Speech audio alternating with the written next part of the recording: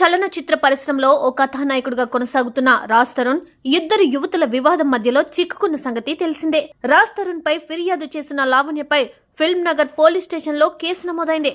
ప్రస్తుతం రాజ్ తరుణ్ తో తిరగబడరా సామి చిత్రంలో హీరోయిన్ గా చేస్తున్న మాల్వి మల్హోత్రా ఈ ఫిర్యాదు చేశారు. తన సోదరుడికి లావణ్య సంక్షిప్త సందేశాలు పంపిస్తోందని, తనపై తప్పుడు ప్రచారం చేస్తోంది అనడంతో కేసు నమోదు చేశారు. హీరోయిన్ మాల్వి మల్హోత్రా మాయలో పడి తనను దూరం పెట్టాడంటూ లావణ్య అనే యువతి మీడియా ముందుకు వచ్చింది.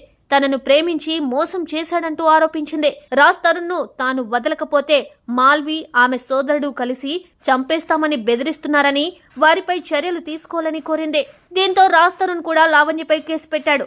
గతంలో ఆమెతో ప్రేమలో ఉన్న మాట వాస్తవమేనని, కానీ ఆమె మస్తాన్ అనే వ్యక్తితో సహజీవనం చేస్తోందన్నాడు.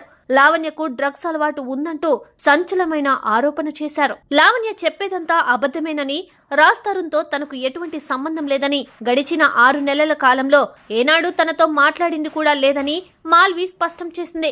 రాజ్ తరుణ్ తో కలిసి నటించే ప్రతి హీరోయిన్ ను ఆమె ఇలాగే వేధిస్తూ ఉంటుందని, తనకు కూడా సంక్షిప్త సందేశాలు పెట్టడం, ఫోన్ చేసి టార్చర్ చేయడం లాంటివన్నీ చేసిందని వెల్లడించింది. అలాగే తన కుటుంబ సభ్యులెవరూ లావణ్యను బెదిరించలేదని, తన పరువు ప్రతిష్టలకు భంగం వాటిల్లేలా చేస్తున్న ఆమెపై చర్యలు తీసుకోవాలని పోలీసులను కోరింది.